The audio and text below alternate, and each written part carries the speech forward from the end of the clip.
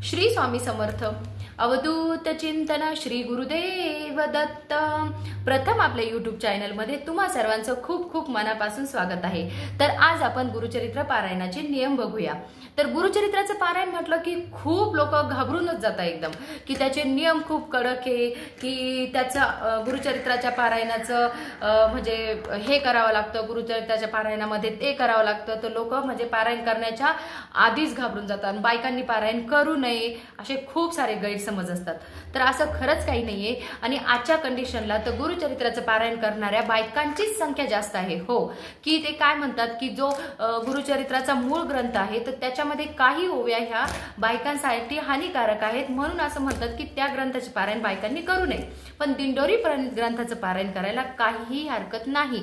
आणि हे बघा, आपण म्हणतो गुरुचरित्राचा ग्रंथ फार अवघड आहे, पण तुम्ही केला नाही तर तुम्हाला कळेल कसं? तर माझं तर असं म्हणणं आहे की एकदा एक वेळेस तरी गुरुचरित्राचं पारायण करून बघावं, म्हणजे आपल्या मनातली पूर्ण भीती निघून जाईल. आणि कसं असतं की माझं हे चुकलं तर मग मला देव अशी शिक्षा देईल. खरंच असं काहीच होत नाही, की आपण सगळे देवाचे लेकरं आहोत.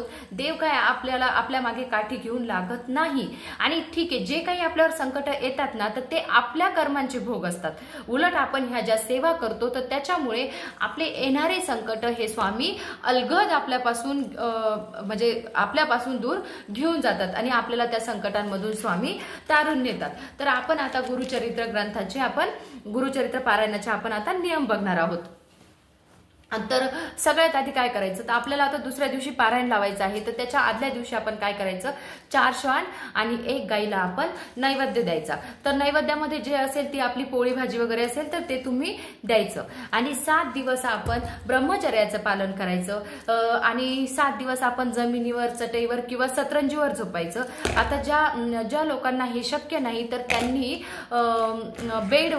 बेडवरची गादी काढून टाकायची आणि त्याच्यावर सतरंजी किंवा चटई टाकायची आणि मग तुम्ही बेडवर झोपा. आता खूप लोकांना काय असतं की गुडघ्याचे त्रास असतात, तर त्यांना एवढी बैठक करणं शक्य नाही.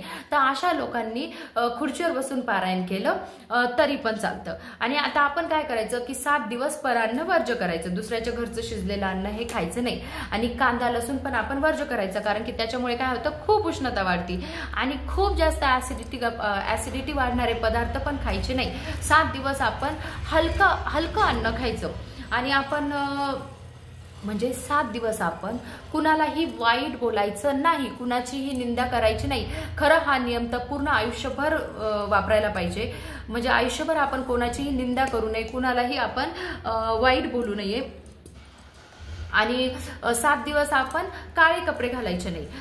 आणि मुळात की तुम्हाला जर खरंच गुरुचरित्राचं म्हणजे पारायणाच्या काळामध्ये पुण्य कमवायचं असेल तर जे दुःखी पीडित लोक आहेत ना तर त्यांना हा गुरुचरित्र पारायणाचा आपण मार्ग दाखवणे, याच्या इतकं दुसरं कोणतंही म्हणजे पुण्य नाही. आणि ह्या 7 दिवसांमध्ये आपल्या घरात कुणीही येऊ तर त्यांना कमीत कमी तुम्ही 1 ग्लास पाणी तरी द्यावं, कारण की दत्त महाराज हे कोणत्या रूपात येतील हे सांगता येत नाही.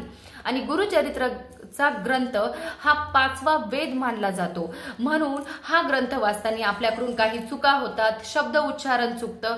तर याची क्षमा याचना म्हणून आपण रात्री झोपण्याच्या अगोदर विष्णू सहस्रनामाचं पठण केलं पाहिजे. तर म्हणजे आता प्रत्येक जण एकदा गुरुचरित्राचं पारायण तर नक्की करेल. तर आपण झालेली सेवा ही महाराजांच्या चरणी रुजू करूया आणि भेटूया एका नवीन व्हिडिओ सोबत. व्हिडिओ आवडली असेल तर चॅनलला सबस्क्राईब करा, लाईक करा आणि शेअर करा. श्री स्वामी समर्थ.